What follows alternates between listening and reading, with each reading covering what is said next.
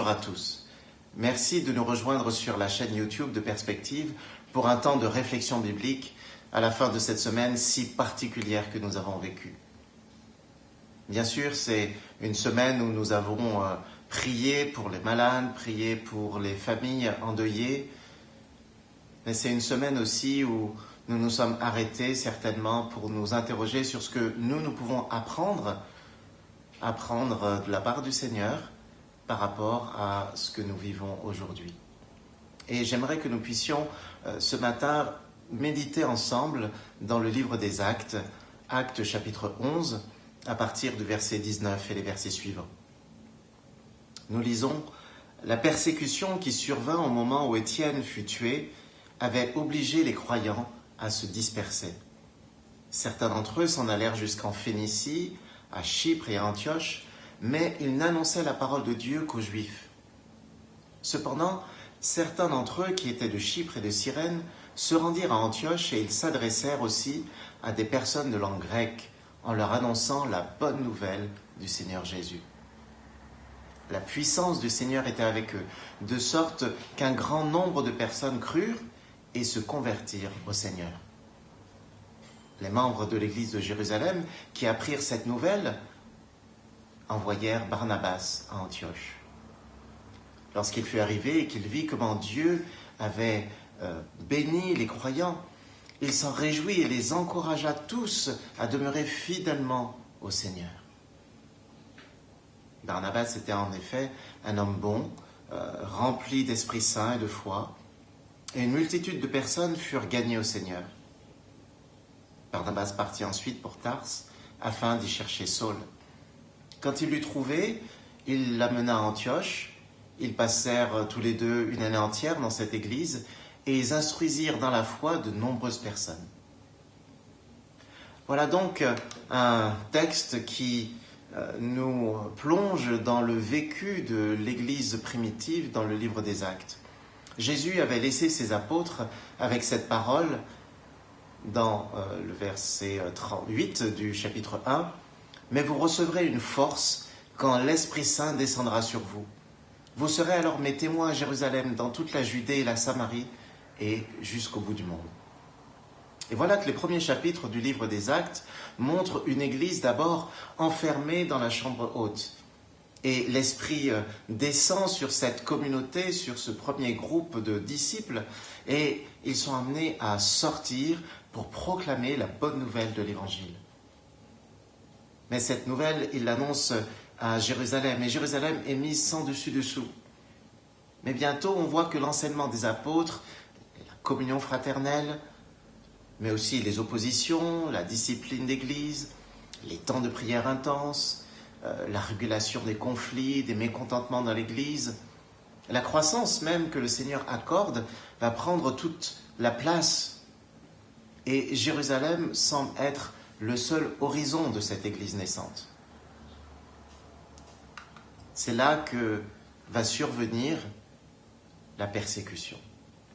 Et c'est au chapitre 8 où nous voyons que l'Église est dispersée par la persécution.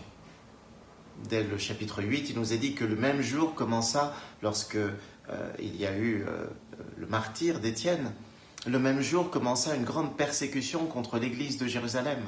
Tous les croyants, excepté les apôtres, se dispersèrent dans les régions de la Judée et de la Samarie. Voilà tout à coup une église qui est éclatée, qui est dispersée. Ils ne peuvent plus rester à Jérusalem et ils sortent dans le reste de la Judée et vont même jusqu'en Samarie. Finalement, cette église qui est dispersée par la persécution continue à être la véritable église. Parce que l'église n'est pas, et nous sommes en train peut-être de l'apprendre de manière plus forte, l'église, ce n'est pas un bâtiment. Nous n'allons pas à l'église, nous sommes l'église. Et l'église dispersée, c'est ce que nous sommes la plupart du temps, presque toute la semaine. Et la persécution qui est venue dans l'église primitive met en lumière cette réalité qui doit être ancrée dans nos pensées dans notre compréhension de l'Église, que l'Église est une Église dispersée. Et en fait, le coronavirus que nous vivons aujourd'hui nous pousse à redécouvrir, peut-être à approfondir cette réalité que nous sommes à la fois une Église rassemblée, mais la plupart du temps, une Église dispersée. Et nous vivons un temps où nous sommes obligés, tout comme les chrétiens du livre des Actes, de vivre l'Église dispersée, de vivre l'Église dans un contexte que nous n'avons pas choisi, sur un mode que nous n'avons pas choisi. Et il y a là pour nous une opportunité pour que nous puissions réfléchir à notre façon de vivre l'Église. L'Église dispersée par la persécution. Mais c'est une Église qui est dispersée dans un but. Il se trouve qu'elle ne perd pas finalement l'élan que Jésus a imprimé en elle, l'élan que l'Esprit Saint a imprimé en elle. C'est une Église dispersée par la persécution, mais une Église dispersée pour l'annonce de l'Évangile. Il nous est dit que certains d'entre eux sont allés jusqu'en Phénicie, à Chypre et à Antioche. Ils n'annonçaient au départ la parole qu'aux Juifs, mais certains d'entre eux qui étaient de Chypre et de Cyrène, ceux qui étaient finalement de langue grecque, qui avaient cette habitude de côtoyer des non-juifs, eh bien, ils se sont adressés à des personnes de langue grecque en leur annonçant à eux aussi la bonne nouvelle du Seigneur. Et ce temps d'épreuve pour l'Église primitive, cette catastrophe à vue humaine, a été en fait une opportunité pour que l'Évangile aille plus loin. L'Église dispersée peut être, et même est particulièrement une Église dispersée pour l'annonce de l'Évangile. Et pour nous aujourd'hui, nous avons ce même défi. Alors que nous vivons ce temps d'Église dispersée, peut-être que nous allons réapprendre comment être une Église qui annonce l'Évangile hors de nos murs. J'ai ce témoignage d'une église à Singapour, une très grande église, et ils sont un petit peu en décalage avec nous. Ils ont déjà vécu ce que nous avons vécu il y a à peu près 15 jours, et même un petit peu plus. Et sans aller jusqu'au confinement, ils n'ont pas pu continuer à faire leur réunion. Et ce pasteur disait, mais notre église n'a jamais autant grandi qu'en ce moment. Parce que les chrétiens, ne pouvant plus se rassembler comme avant, se sont mis à être beaucoup plus intentionnels avec leurs voisins. Alors c'est vrai que nous avons un petit peu ce défi. Lorsque je préparais encore tout à l'heure cette méditation, j'étais assis devant ma baie vitrée et là on est au 4e étage et je vois ce qui se passe sur le trottoir. Et déjà, il y a peu de personnes et on voit parfois des personnes qui, lorsqu'elles devraient croiser quelqu'un sur le trottoir, c'est presque si elles passent de l'autre côté des voitures pour ne pas être en même temps et croiser quelqu'un. Bien sûr, nous sommes limités au niveau des contacts physiques, il y a cette distanciation sociale nécessaire. Mais j'entends aussi déjà beaucoup de témoignages de personnes qui voient les relations avec les personnes dans leur immeuble, par exemple, être transformées.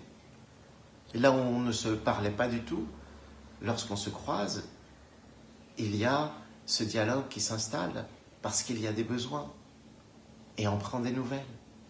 Et très certainement, les relations ne seront plus les mêmes après cet épisode de confinement.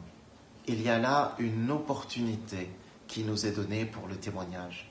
D'autres personnes, nous avons pas mal d'étudiants dans notre église et certaines personnes ont accueilli chez elles des étudiants qui ne pouvaient pas retourner chez leurs parents.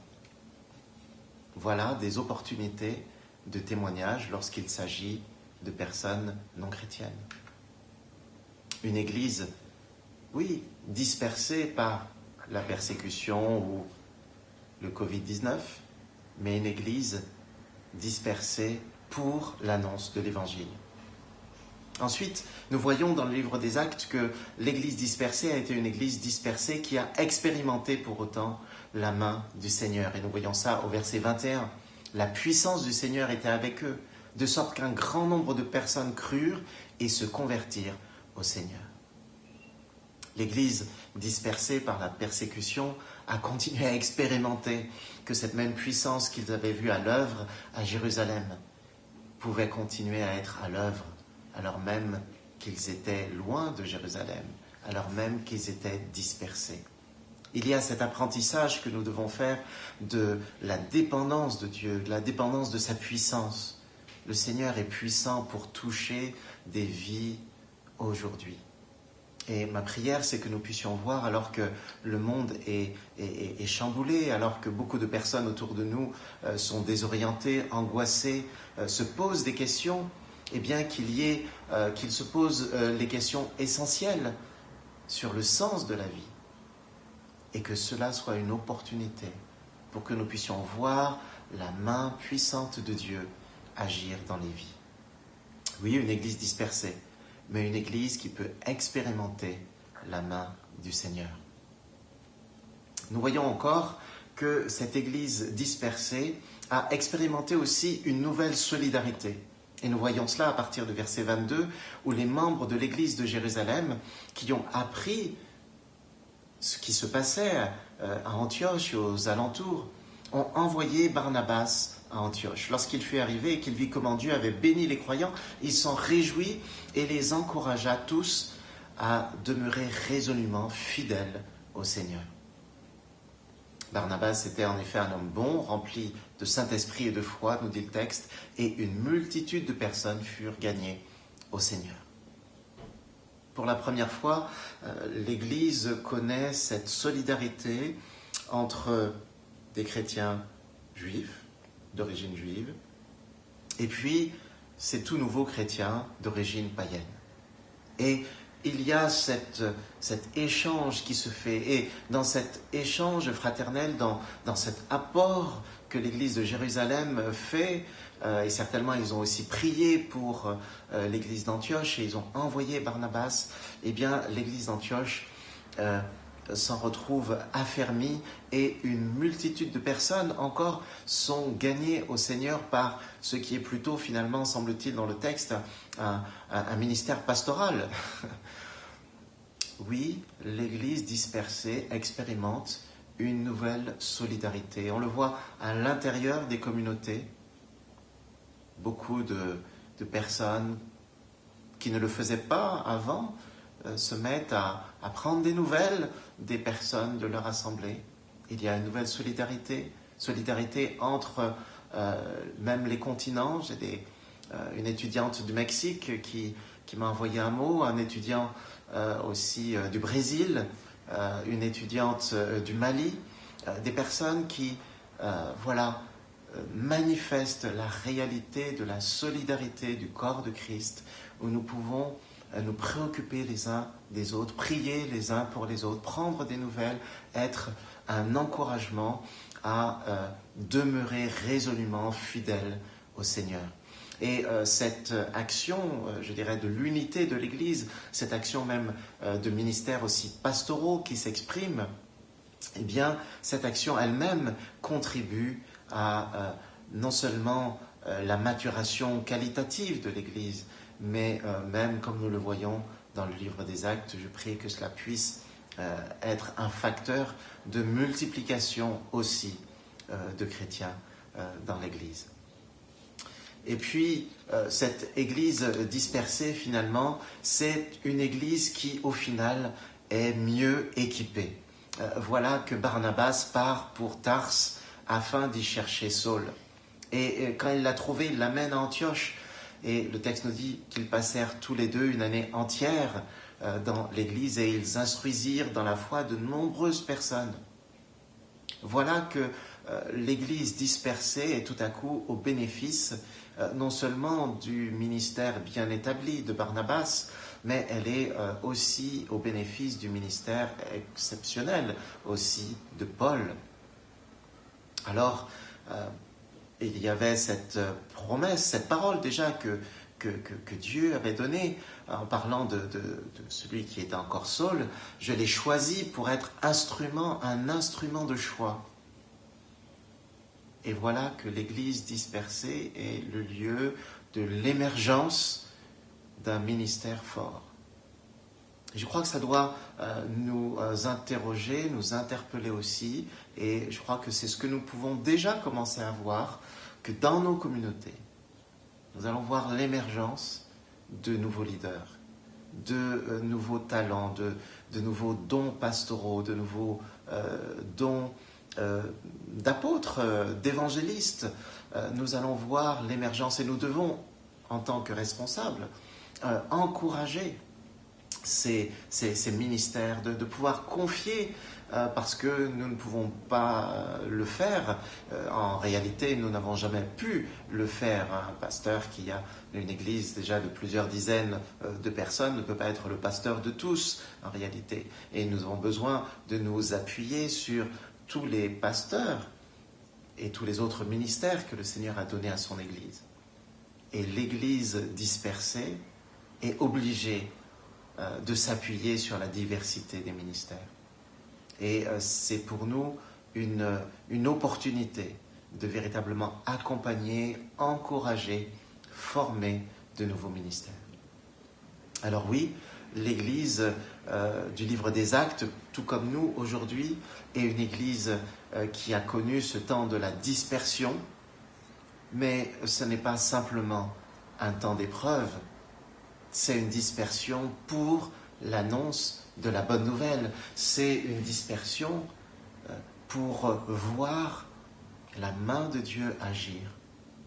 C'est une dispersion pour vivre une nouvelle forme de solidarité dans l'Église. C'est une dispersion pour voir émerger toutes sortes de nouveaux ministères que nous devons encourager. Alors,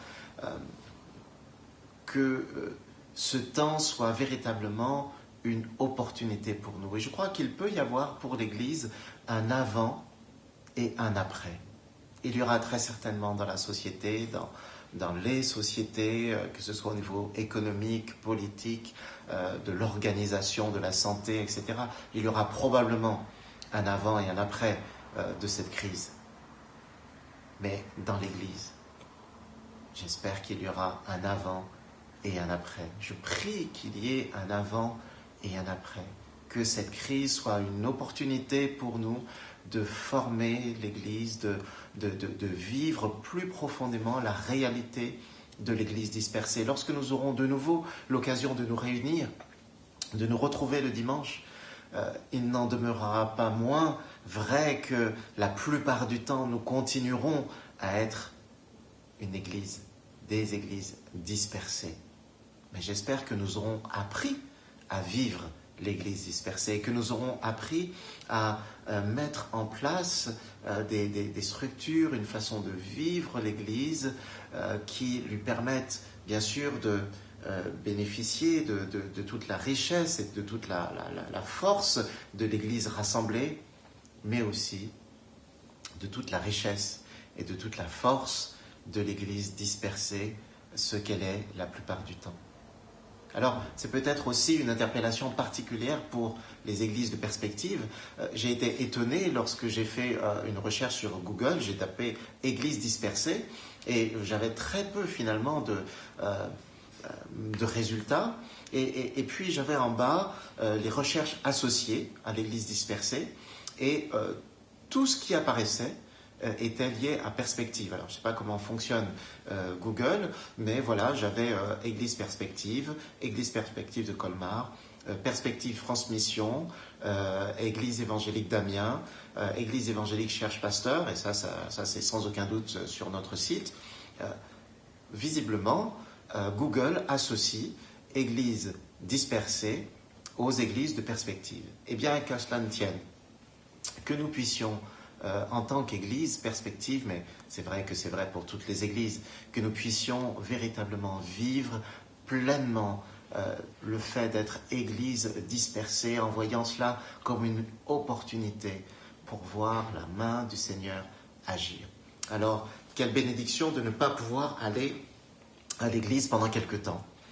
Pas simplement pour faire la grasse matinée, mais quelle bénédiction de pouvoir être dans les travaux pratiques à l'école de ce que signifie être l'église dispersée. Et je prie que d'ici la fin de cette crise, car elle aura une fin, Dieu merci, que nous ayons appris ce que c'est pleinement de vivre l'église dispersée. Que le Seigneur vous bénisse.